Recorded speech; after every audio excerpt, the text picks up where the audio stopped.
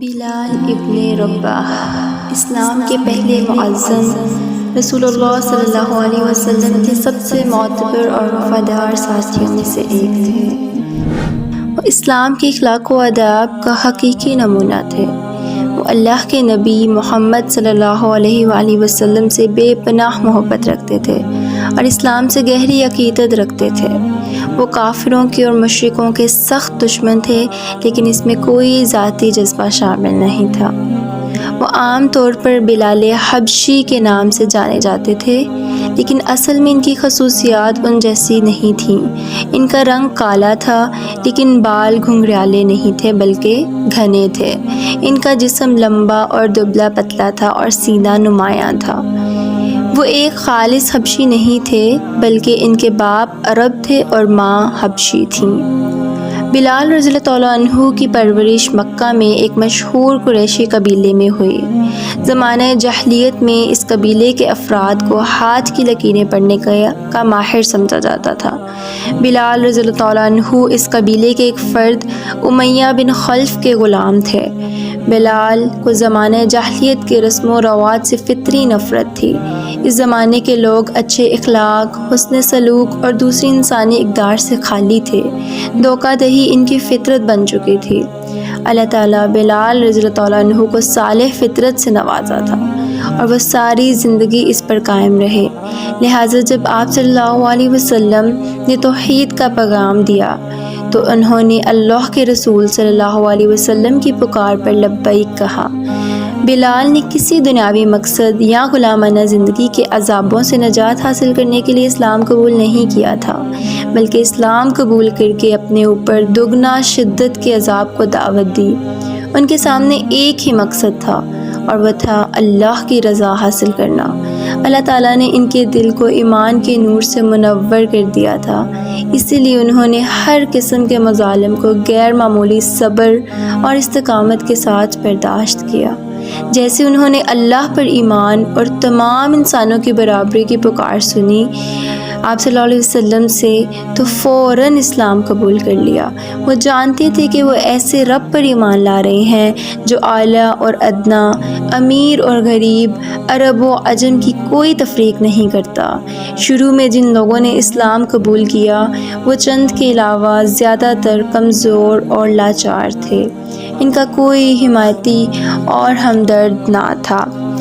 چنانچہ کفار نے ان کو بہت سی اذیتیں دیں۔ مسلمانوں کی ٹانگوں میں رسیاں باندھ کر انہیں صحرا کی پتھریلی زمین پر پھینک دیتے۔ انہوں نے غریب مسلمانوں کی جگہیں چھین لی اور جلتی ریت پر اکثر سرخ انگاروں پر پھینک کر ان کے جسموں پر بھاری پتھر رکھ دیتے۔ انہیں گرم اور کڑکتی دھوپ میں کھڑے ہونے پر مجبور کرتے۔ بلال رضی اللہ تعالیٰ عنہ کو بھی اسی طرح تشدد کا نشانہ بنایا گیا۔ کفار چاہتے تھے کہ بلال رضی اللہ تعالیٰ عنہ وہ بولیں جو کفار کے مقصد کے مطابق ہو، لیکن بلال نے صبر اور استقامت کا مظاہرہ کیا۔ انہوں نے بلال کو ایمان سے ہٹانے کے لیے طرح طرح کے مظالم ڈھائے، لیکن وہ کبھی کامیاب نہ ہو سکے۔ کوئی ایسی اذیت نہ تھی جو انہوں نے بلال رضی اللہ تعالیٰ عنہ کو نہ دی ہو۔ اس سب کے باوجود وہ اپنے ایمان پر ڈٹے رہے۔ ان تمام اذیتوں کے باوجود بلال رضی اللہ تعالیٰ عنہ احد احد یعنی اللہ ایک ہے کہتے۔ تاریخ کے مطابق بلال رضی اللہ تعالیٰ عنہ کے سردار اکثر انہیں باندھ کر نیچے پھینک دیتے تھے اور ان کے اوپر ایک پتھر پھینک دیتے تھے اور کہتے تھے کہ تمہارے معبود لات اور عزیٰ ہیں، لہٰذا ان پر ایمان لاؤ، لیکن وہ صرف احد اور احد کہتے رہتے۔ کافروں نے ان کی گردن میں رسی باندھ دی اور سڑک کے لوگوں کو اجازت دی کہ وہ اسے مکہ کی دو پہاڑیوں کے درمیان گھسیٹ کر لے کر جائیں۔ اس قدر سخت عذاب میں بھی بلال رضی اللہ تعالیٰ عنہ کی زبان نے صرف ایک لفظ کہا اور وہ تھا احد احد یعنی اللہ ایک ہے۔ ایک دن حضرت ابوبکر رضی اللہ تعالیٰ عنہ نے بلال رضی اللہ تعالیٰ عنہ کی دل کو چھو لینے والی حالت دیکھی اور ان کی مدد کی۔ ابوبکر رضی اللہ تعالیٰ عنہ نے بلال رضی اللہ تعالیٰ عنہ کے آقا سے کہا، کب تک اس غریب پر ظلم کرو گے؟ اور ان کے آقا کو کچھ سونا دے کر انہیں خرید لیا۔ اس کے بعد ابوبکر نے بلال کو آزاد کر دیا اس کے بعد بلال رضی اللہ عنہ کو رسول اللہ صلی اللہ علیہ وسلم کی خدمت میں حاضر کیا گیا۔ جب رسول اللہ صلی اللہ علیہ وسلم نے اپنے صحابہ کو ہجرت کی اجازت دی تو بلال اور کئی صحابہ نے مدینہ کی طرف ہجرت کی۔ مدینہ میں بلال ابو بکر صدیق اور عامر بن فہر رضی اللہ عنہم کے ساتھ ایک ہی گھر میں رہتے تھے، جیسا کہ مکہ میں تھا۔ مدینہ میں بھی بلال رضی اللہ عنہ آپ صلی اللہ علیہ وسلم سے جدائی برداشت نہیں کرتے تھے۔ آپ صلی اللہ علیہ وسلم کی زندگی میں ہونے والی تمام جنگوں میں وہ آپ صلی اللہ علیہ وسلم کے ساتھ رہے۔ وہ ہر سفر میں اللہ کے نبی کے ساتھ ہوتے۔ بلال رضی اللہ عنہ مسجد نبوی کے مؤذن کے عہدے پر فائز رہے، یہاں تک کہ رسول اللہ صلی اللہ علیہ وسلم اس دنیا سے رخصت کر گئے۔ اسی وجہ سے انہیں تمام انبیاء کی زندگی کے مؤذن سے زیادہ مقدم کیا گیا۔ جب بھی وہ اذان دیتے اور رسول اللہ صلی اللہ علیہ وسلم کو بتانا چاہتے کہ نماز کی امامت کا وقت ہو گیا ہے تو وہ حجرہ انبیاء کے دروازے کے پاس کھڑے ہو جاتے اور پکارتے کہ یا رسول اللہ نماز میں جلدی کریں، عافیت کی طرف جلدی کریں۔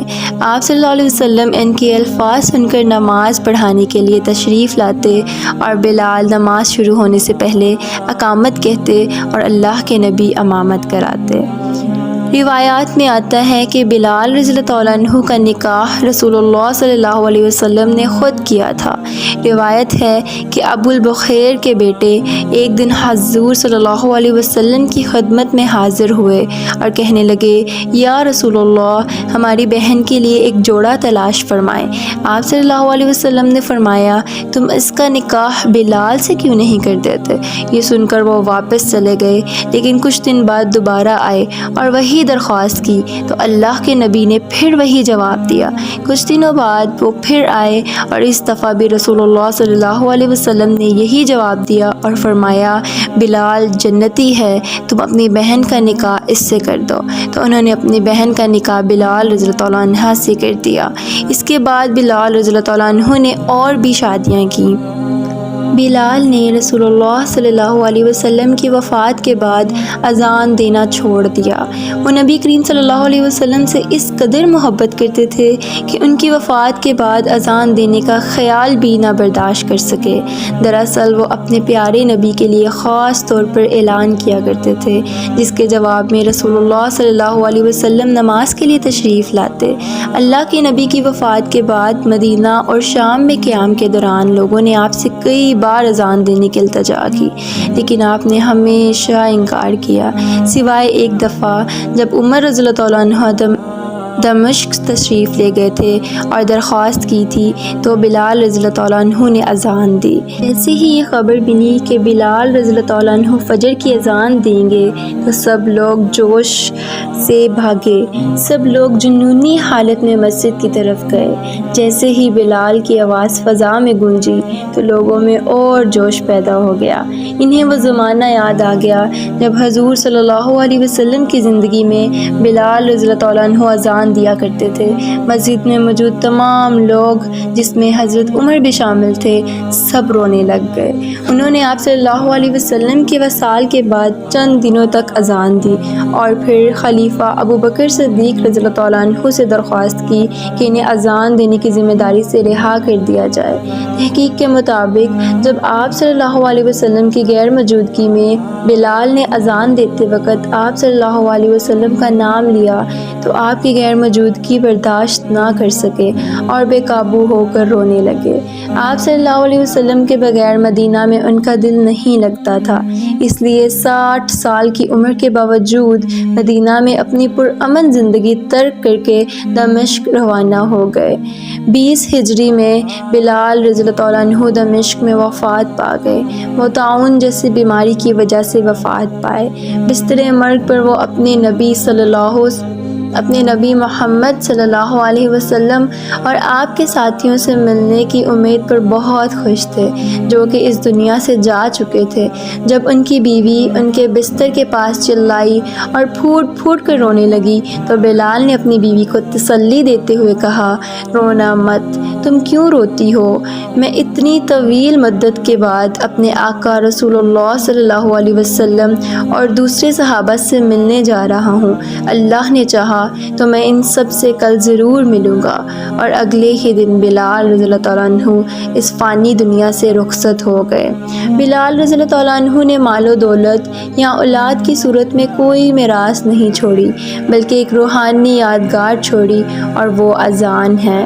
1400 سال سے لے کر آج تک اذان دی جاتی ہے، اور جیسے ہی لوگ اذان سنتے ہیں تو اسلام کے پہلے مؤذن بلال ابن رباح کا نام یاد آ جاتا ہے۔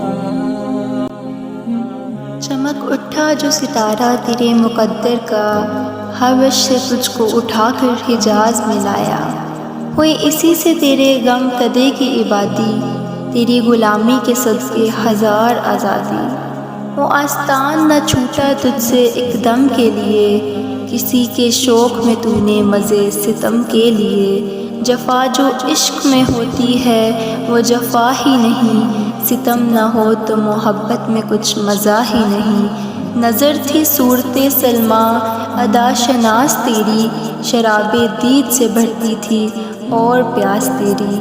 ادائے دید سراپا نیاز تھی تیری، کسی کو دیکھتے رہنا نماز تھی تیری۔ ازاں ازل سے تیرے عشق کا ترانہ بنی، نماز اس کے نظارے کا ایک بہانہ بنی۔ ہوشاں وہ وقت کے یثرب مقام تھا اس کا، ہوشاں وہ دور کے دیدار عام تھا